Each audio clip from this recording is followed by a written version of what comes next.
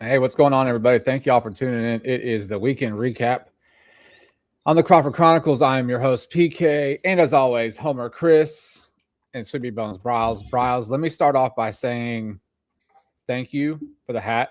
Here you are pimping the new hat that we have for the show. It is a really badass hat, so thank you for that and for the shirt. Thanks, man. I rocked the hat all day today. We were at Sugarland Space Cowboy game all day today. We're gonna get a little bit into that, but not much because we got something for that. But we rocked the hat all day. It's awesome. So, guys, it's good to see y'all. Finally have a good Sunday or a good outcome of an Astros baseball game to talk about. But before we get into that, Browse, how you doing, brother? Good, man. It's been a fun weekend. Got to go to the game on Friday, and then Saturday watched the game while eating some crawfish. So can't complain about that. And then Nice. today, we had a great day game. So anyway, it was a good weekend. Can't say that it was a great weekend for the Astros. We're going to get into it, but it is what it is. How about you guys, Chris? Yeah, man. I had a pretty busy weekend. Didn't really get a chance to watch a lot of the Astros, but like as PK alluded to, we did we did represent the Crawford Chronicles at Constellation Field. We were able to secure a couple interviews. I mean, and like I don't want to give too much away, but we'll be posting those interviews here throughout the next couple of days. But yeah, man, it was great because we got an Astros win today, which more importantly means that now I have taken a 2-game lead on our predictions. So I'm telling you, all day, don't get me wrong, all day today, he showed me the score of the game. I'm like, you got to be kidding. You've got to be kidding me.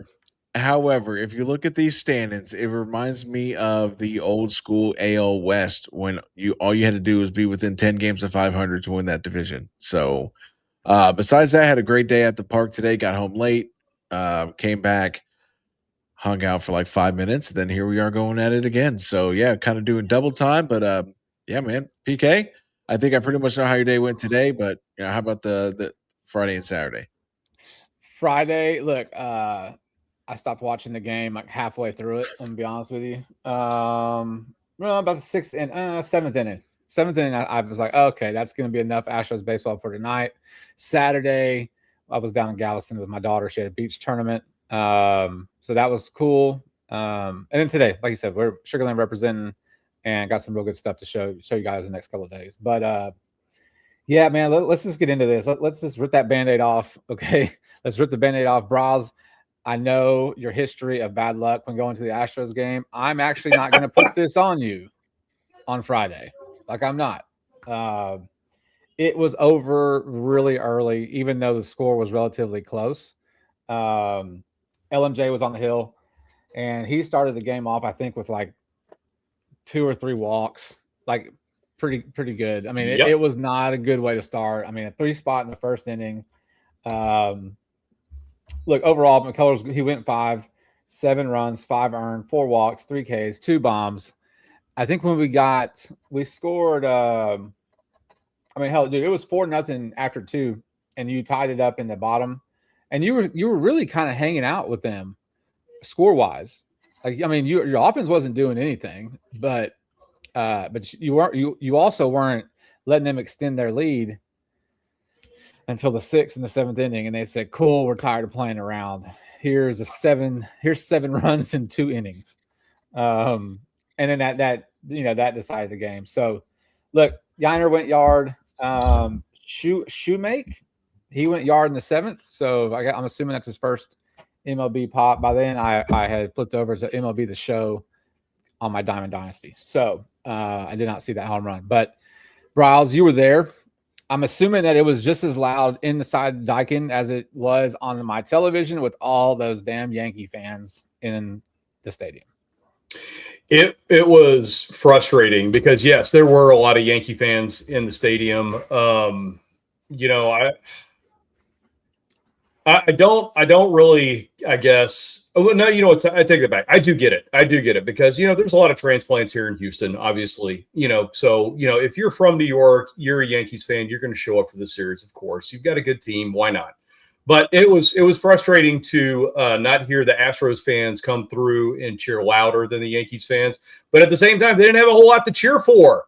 So it's I'm telling you, when I was just trying to like break down what Lance McCullers was doing, one, he was missing all of his spots. So it's like he didn't look like he was throwing very well. And then when he would try to make up for it and make sure that he put one in the strike zone to actually get a strike in there, he was just getting shelled. So it was not good. He was either walking people, just like you had mentioned earlier, or he was getting absolutely shelled. So I don't know where the difference was. It's like, I feel like that team we had at the beginning of the season that was disciplined at the plate, that had a great Lance McCullers, that had a full rotation, all these guys, like that was a completely different team than what we're putting on the field right now. And I understand that it literally is due to injuries, but at the same time, I mean, I just don't understand the guys that we still have right now, why they have reverted back to some really bad old habits. And it was the same thing with Altuve. Altuve was swinging at anything and everything that was within, I don't know, 2 feet of the strike zone, it felt like. So it was very frustrating to watch. I will tell you, like I said, right before we jumped on, by the time we hit the 8th inning, and I am not the guy that leaves the game early, but by the time we hit the 8th inning, I was already at Nickel City with some food in front of me and a beer. So anyway, there you go. Yeah, needed those. Chris, break down your expert analysis on this game. Well, I mean, like Lance McCullers, I appreciate the throwback the clock that he made at his first start. I mean, but these last 3 starts, I believe that is the real Lance McCullers. The real Lance McCullers has stepped up, and that is 5 innings or 4 innings and some change, 4 walks, 5 earned runs. I believe this fantasy that McCullers is gonna have. He may, one magical start here in like mid-June. I mean, but I think now this is 3 consecutive games now where he's struggled to find the strike zone. When he does to find the strike zone, and the ball ends up in Dallas. I mean, so I just think that like we all kind of got caught up in that throwback the clock start that he had his first start of the season. But he's just I think that this is what he is. Mm-hmm. And the big thing why I went 2-1 Yankees going into this is the pitching. The pitching alone. I mean, like we'll get into Saturday's game, but the Astros pitching staff leads the league in walks. And literally, I know I'm kind of jumping ahead, but then you had Brian King last night come in, walk 4 straight hitters, right? I mean, so that was another one.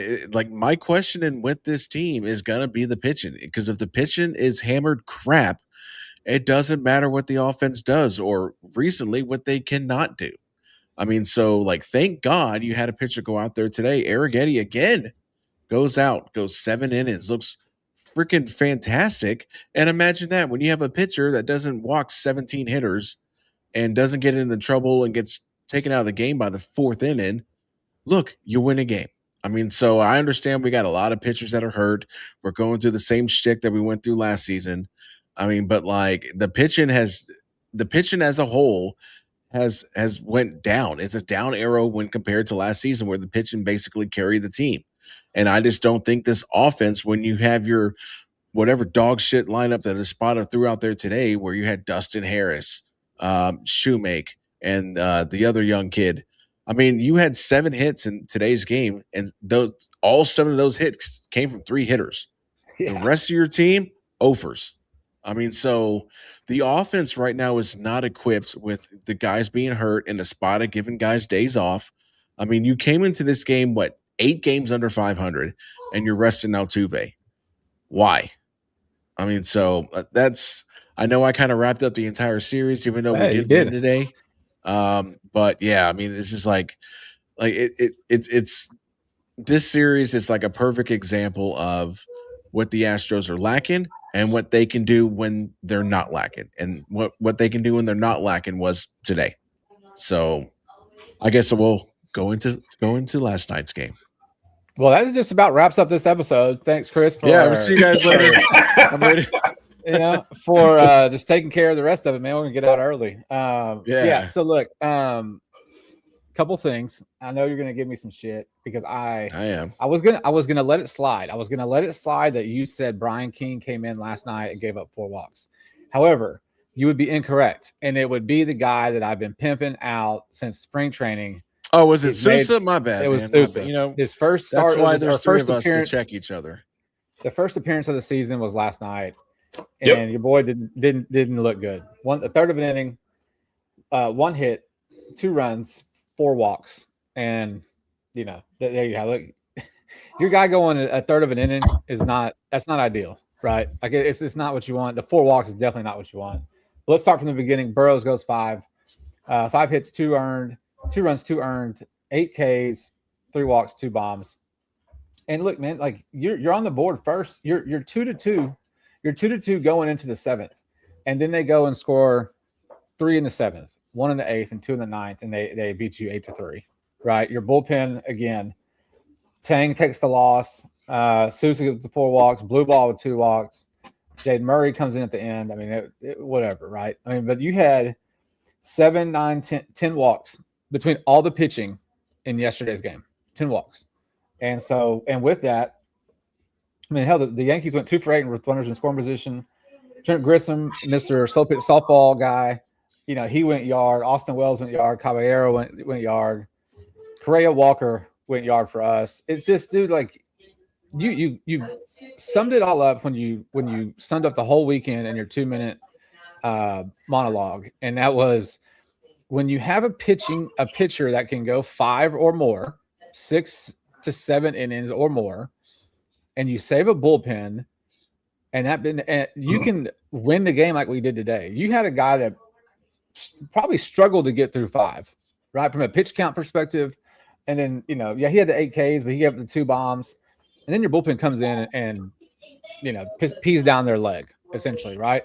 And Chris summed it up perfectly. That is the epitome of how this second season, I'll say, has been since the Boston series, right? Like the injuries, the bullpen not locking down the innings that they needed to. And I mean, dude, you had like Vasquez was 1 for 4, Diaz 1 for 4, Walker with his home run, Paredes had 1 hit, Jordan 1 hit, and then Correa had 2. So it's just, when you had 7 hits, dude, but it's like it's the bullpen. It's the same story every single time I get on this podcast, right? Like I don't know what the answer is, because real quick in the Friday's game, once Lance came out, Colton Gordon came in, and you let Colton Gordon stay in for. I mean, he went 2 innings but gave up 5 runs. Yeah, mismanagement again. And we saw him today. And we saw him today running out to the bullpen. You know what I'm saying? And so, like, I really thought on Friday, whenever he was giving up all the runs, that like Espada was just going to leave him in to eat innings, just to say like he was just calling Friday a loss. But I mean, he still went to Murray and Brian Abreu for an inning each. So that's my thing on Saturday. Bros, go ahead. I was going to say, now, the one thing that I was really surprised at, Burrows was there, man. He showed up and was fighting that entire game. You could tell he probably did not like the way that he had pitched the last couple of games. He came in and he wanted to actually throw really well. And he did. He didn't do bad. But don't get me wrong, he got himself in some really bad situations, but he scrapped and got through it. So, like, if we can get that version of Abreu, or excuse me, not Abreu, Burrows. Burrows scrapped and fought through it the entire time. Anyway, long story short, if we can get that version of him when he starts, that is going to be great moving forward. And hopefully he doesn't get himself in bad situations. I'm just used to saying Abreu in bad situations. Those two things seem to go together. We'll talk about that in a minute. Anyway, look, all you have right now is Arrighetti as a consistent starting pitcher. Burrows is making small progressive steps in that direction, and Burrows is right. Like, we need to have at least one other guy that when you send him out there, he's going to give you 5 good innings, 5, 6 good innings. Because right now, the only person that's doing that is Spencer Arrighetti, who is 3-0. Well, you're Yeah. also you're hoping that Lambert can build off of the last start he had in Cleveland. So maybe Lambert can be that third guy. I mean, but like, I mean, it's just y'all hit the nail on the head. I mean, like you get into the bullpen today, and my apologies, Brian King had a clean inning today. Guess who did not have a clean inning today, which was De Los Santos. So he's been That's getting correct. smacked around here of late, also. So Well, so Tank took the my loss on Saturday. apologies. Yeah, Yeah. Tang finally got touched up. So my apologies to the Brian King and his family. I foolishly attached Souza's out into yours, so I apologize. But yeah, man, I mean it's I mean right now you've got a pitcher and maybe one. Maybe we're starting to see maybe the uptick in Burrows. I mean, but like right now, your best bet to slide into the role of the second pitcher you can kind of count on is Peter Lambert right there. I mean, so yeah, I mean, like Wild. it just Wild. yeah, it's kind of crazy that's going into we're this. I mean, we're still only 29 games into the season, but like right now, your ace right now is Spencer Arrighetti. That's your ace, and then until Hunter Brown comes back in June, July, whenever he finally comes back. I mean, because supposedly it was supposed to be about a week ago, but we'll see how that goes. But yeah, Dude, I I'm telling mean, you, it's been a long April. It's been a long it's been a April long with April. this baseball team. Long April. So look, let's get into Sunday because we got about 10, 12 minutes left. So today's game, Chris kind of did it in his wrapping up the weekend segment. I'm trying to make y'all's life easier. And you had 70. You had how many hits? You had 7 hits today. You had 7 runs, and you can thank Jordan Alvarez, Isaac Paredes, and Christian Walker, who all went yard. Jordan did not go yard. Walker went yard, and Paredes went yard. So there's your offense. Everybody else was over. Let's see. Bryce Matthews came in for Dustin Harris later in the game, and Arrighetti. That's the big one, right? That's the big one. 7 innings, 3 hits, 1 run, and 8 Ks. The dude has been he's been nails since he's come up from Sugarland. And really, dude, thank God you've got Spencer Arrighetti right now, because if not, you probably in the 3 wins that he has, you could possibly chalk those up to 3 losses, and then we're talking a whole nother segment, right? Which I'm going to ask a question before we get into Baltimore, but Spencer Arrighetti, dude, like he's the ace of the staff right now until HB comes back, whenever the hell that is. Yeah, and the one thing I will say about that is I am shocked Dana Brown did not actually have him start like in his first opportunity. He wasted a start in Sugarland when he should have been with the Astros. I mean, Arrighetti has come back. He looks fantastic. You already mentioned it. He right now looks like the ace of the staff, with Hunter Brown being out, with Imai being out. I mean, with Burrows not being the guy that he looked like in spring. He very easily should have been there. Javier, by the way, should have never been in this rotation. Not only did he not look good in spring, but he got absolutely shelled before they put him on the IL. So I don't understand what's going on there. And then I understand why you put Lance McCullers at number 5, but I'm telling you, Arrighetti should have been there the whole time. And he proved it today. He looked absolutely fantastic, went the distance like he should have. And then fortunately, our bullpen was able to kind of hold it down until it got a little rocky in the 9th inning again. But guess what? We still secured the win. So there you go. But anyway, Arrighetti, yes, 100%. This kid looks good. Dana Brown, if you are still employed by the end of the week, make sure that you lock him up, please. Well, one thing I kind of want to question is that we've seen guys like Jaden Murray get called up. Where in the world and why has not my guy Jason Alexander been called up yet? That's kind of what I want to know. I mean, because we're like this now. We're like this. I mean, so I'm just trying to figure out, why is he not on the Astros roster? Yeah, no, I don't understand. After the success that he had last season, after the success he had last season, like I don't understand why he's not getting his cup of tea again, right? I don't. And maybe he will, because tomorrow's pitcher is TBD, or Tuesday's pitcher is TBD. But Alexander he pitched on Saturday, so he had a bullpen so today, they're off tomorrow, right? Yeah, Correct. they're off tomorrow. So why is Altuve sitting today? So we can get an extra day, man. Come on. Oh my gosh! All right.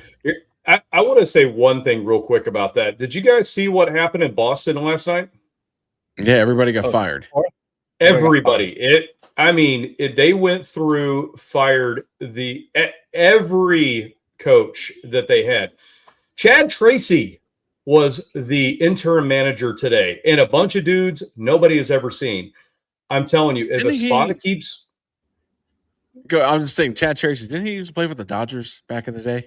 He played for the Diamondbacks for a lot of years too. He was the third baseman. All right. Sorry. Go ahead, Browse. No, it's fine. I used to act. Anyway, I'll get into that later. But anyway, so long story short, they started off their season obviously really bad. We've kind of made fun of them and the Mets, but at the same time, it's if you don't get your act together right now, do you really think that Crane's going to go in and like just say, "Oh, okay, that's cool. You know, we keep losing games, but whatever." Now, I'm telling you, that is going to happen in Houston if they don't stop screwing around, sitting Altuve, playing these guys that are going to go over. There were at least 4 guys in this lineup today that their batting average started with a 1. You do not want that to happen again. But the problem is that and I get what you're saying, but the problem is the Espada, Dana Brown, they have a scapegoat, and the scapegoat is the 16 guys that are on the injured list. I don't think Boston has 16 guys on the injured list. So I agree with you. However, they have that as a scapegoat. Well, Hunter Brown's hurt, Imai's hurt, Pena's hurt, Jake Myers is hurt. That's their scapegoat. So I don't think Crane has the balls to pull the trigger because they have the everybody's hurt as a scapegoat as they had last season. So while I agree with you 100%, I just feel like the injuries are going to be the scapegoat of why nothing happens. Well, here's the thing. I responded to something last night on X, and it was essentially that question, right? Like, is Espada on the hot seat? Is Dana Brown on the hot seat? Will they make it to the end of the week, right? And my response is like, what does it really matter if they get fired or not? Because whoever comes in, right? And I would assume the interim is going to be Omar Lopez, right? Like we can all assume that. What is he going to be able to do that Espada can't do? Right? Like, start Altuve and not a bunch of dudes that are hitting 100. But Altuve went 0 for 15 in Cleveland. It's not like he's ripping at the cover off the ball. I mean, right? I mean, he's not. So yeah, you play Altuve, don't give him the day off, whatever. You still have the pitching issues. You still have the bullpen that can't stop a nosebleed, right? So it's like, I'm not advocating for Espada to get fired. I'm not advocating for Brown to. I don't think it'll happen.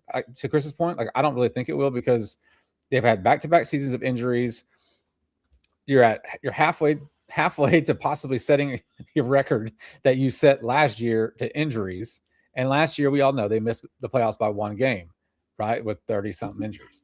So this team is obviously not built like last year to maintain. So I think eventually, yes, you move on from Espada. You move from Espada for sure. But right now, you move on from him right now, and you're just like, there's nothing Omar Lopez or anybody else that can do if they come in and make this team better, right? You can't because you still have the same pitching problems. I agree with you on the pitching problems, but I will say that I bet Omar Lopez can write a better lineup on a just general basis than what Espada's doing right now. And I don't. No, he's learning that straight up out of what's his name, Dusty Baker's playbook. Like Dusty Baker do that all the time. However, he actually had the lineup in the bench to where he could do that and get away with it and get wins. We don't have that. We got like 4 dudes on the team right now that I guarantee your average Astros fan has never heard of. And even us that follow the team extremely close, I'm even looking up. I'm like, who the hell is Harris? Who is Johnston? Where did these guys come from? Why didn't we pull somebody up from AAA? Oh, no, wait, we got somebody, from off the waiver wire that I was not expecting to even be on there. So I was expecting Kevin Biggio to already be on this team right now. And by the way, he should be on this team. I know. I understand that. I'm going to tell you something about Kevin Biggio. Okay, I'm going to tell you something. Because PK and Kevin are like this. They like this. Now. We're tight now too. They're super duper tight. So tight that he went 3 for 4 today with a walk off. With a walk off. Yeah. He was batting sub 150. Okay, to start the day, and until he talked to us. Maybe I'm speaking out the side of my head. No, but look, until he talked to us, he was having not a good season, and then today, right, 3 for 4. There was an error. It could have been 4. It could have been 4 for 4, but the guy doesn't know how to catch the ball out in right center. But it had an oppo walk off. He got on base all 4 times with walk. Yep, couple singles 4 times, and game-winning RBI. So all I'm trying to say is that what we did today is going to, put his trajectory.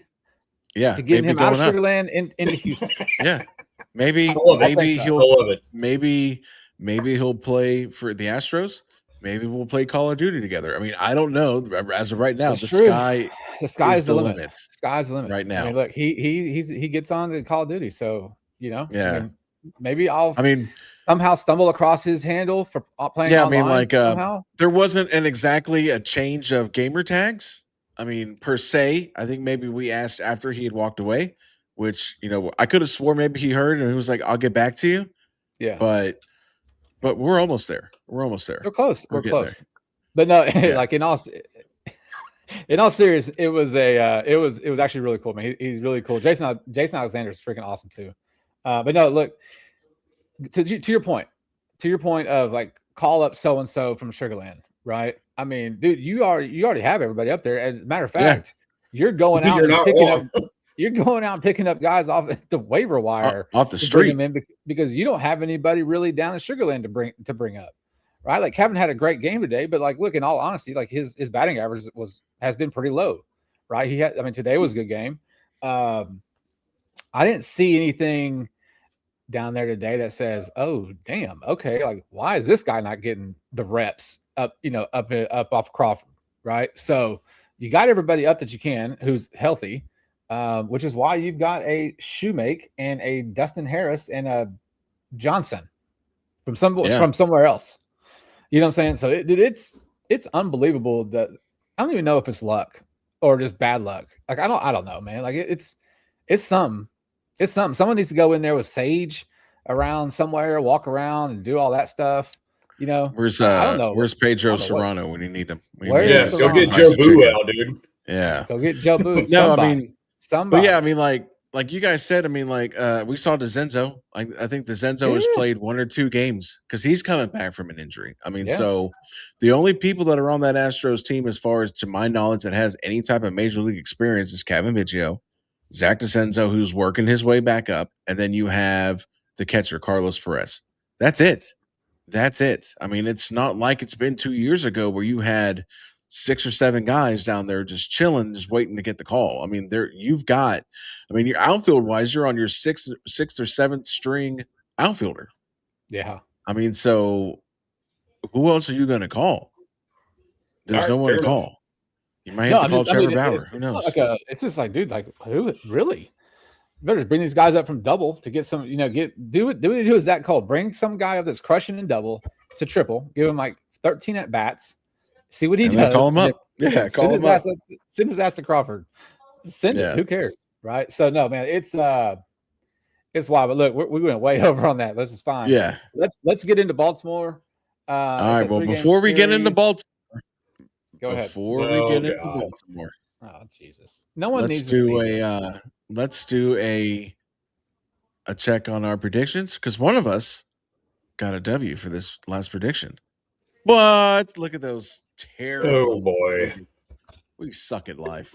But I suck a little bit less because I have a 2-game lead on both Brawls and PK, who are wearing the goose eggs. So great job, guys. I'm telling you, dude. I was telling Chris today. I was like, clearly, I have made too many homer picks. The Yankees one is a really stupid one. Like I should have known better. I thought we were going to show up. What was the other really dumb one? Well, I mean, I took a sweep in Cleveland. I mean, in Colorado, I didn't expect to go reverse sweep. I mean, but I technically you should have just said sweep, and then just sweep. Fair. So from now What did you say? on, I said Rockies. I said Rockies. I said Rockies in 3. So from now on, whatever my gut tells me, I'm going to do the complete opposite prediction-wise until I get a win. All right, there you go. I like it. All right, Bryles, ready for these pitchers? Hit me with the Give it problems. to us. All right, your favorite pitcher is going on Tuesday after the day off, TBD versus the guy that I was hoping the Astros were going to sign in the offseason, Shane Baz, 0-2 with a 5.08 ERA. Sounds about right if he was going to be an Astros pitcher. All right, then who we already talked about, Peter Lambert, 101 with a 3.27. Hopefully he's going to build on that solid performance he had last time against Chris Bassett, 1-2 with a 6.75 ERA. And then for our third game coming into Thursday, that's right, the 11:35 start getaway day. Lord. That is going to be Lance McCullers Jr., 1-2 with a 6.75 ERA after his last start here in Dayton against Young, 2-0 with a 2.53 ERA. So, boys, 3-game series against Baltimore on the road. Who you got? I'm gonna go one. I'll go ahead, PK. Go ahead, PK. 1-2 Astros. They're gonna lose the series. 1-2 Astros. I like it. Peter Lambert is gonna get the win, by the way. Okay. All right. I'm also gonna go 2-1 Baltimore. I mean, outside of Peter Lambert, I think I agree that'll be the game that they win. I just don't have any confidence, any type of regular stability out of this bullpen. And who knows who TBD is. The only way I'll change my prediction is if they call my brother from another mother, Jason Alexander, up and he's pitching on Tuesday. But I don't think they are because he just pitched yesterday. So 2-1 Baltimore. The bullpen is hammered shit, and I'm going to go with Lambert getting the win.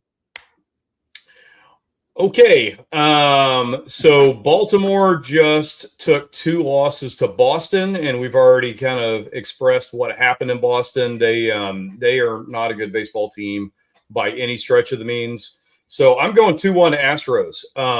I think that they can pull 2 of these off. One of 2 things is going to happen. Either TBD is going to look fantastic against a 5 earned run average Baz, or Lance McCullers Jr. is going to actually go ahead and get his act together for the Thursday getaway day. The only question mark I have in all of this is, what lineup are you going to roll out there? Are you going to start out with playing your veterans, or are you just going to throw some dudes out there that we don't know? So anyway, long story short, that's where I'm at. I think 2-1 Astros, and we end up getting that Friday off with a winning series. Now, you know damn well what that lineup is going to look like on Thursday on that getaway game. Thursday, it's going to be 11:30 game. I think I'm penciled in the 9 hole. Yeah, I was going to say you're going to be playing second base. They're going to have half a League City Little League play in the outfield. I mean, you know damn well what that lineup's going to look like, and yeah. And it's not like they're traveling far. They're traveling from freaking Baltimore to Boston. Yeah, it's like a 2-hour. It's like an hour and a half flight. Maybe. I mean, I'm guessing it can't be that far, right? Who do we even think TBD is? And Bryce, I know you got to get out, so we're going to make this quick. Who do we even think TBD would be, right? Because it's not going to be Colton Gordon because he pitched. Nope. Yeah, whatever. This weekend, Saturday. Alexander pitched yesterday for Sugarland. Belak pitched today. Belak pitched today, like 60-something pitches. Bolton pitched today. Yola? Yeah. Maybe? Yola? They could. That's a good call. They could. He's on the 40-man already, so it's not like they've got a DFA. You gotta make a move. Yeah. Good. That's a pretty good prediction. I say send it. Just bring them up. I like it. At this point, what's the worst that can happen? Except another game and be 11-19. You can push me up to 3-4. I'll be at 1-6 at that point. Thank you very much. But no, in all seriousness, man, I really hope the Astros win the series. Good Lord help them. But no, I want to thank everyone for tuning in. I know we went a little bit longer. It's been a long day. I don't know how I'm still surviving, but thank you guys for the continued support. Bryles, again, thank you, sir, for the hats and the shirts. They are good job today, guys. Sweet. Off day tomorrow, and then we kick this thing back off on Tuesday. 3 against Baltimore. You got our predictions. I hope you guys have a great rest of your evening. Have a great start to your week. This is the Cropper Chronicles. I'm PK. Homer, Chris, Sweet Bee Bones, Bryles. You guys have a good evening. And hook 'em. Yeah, good job today, boys. I need a Sorry I nap. couldn't be there. Exhausted.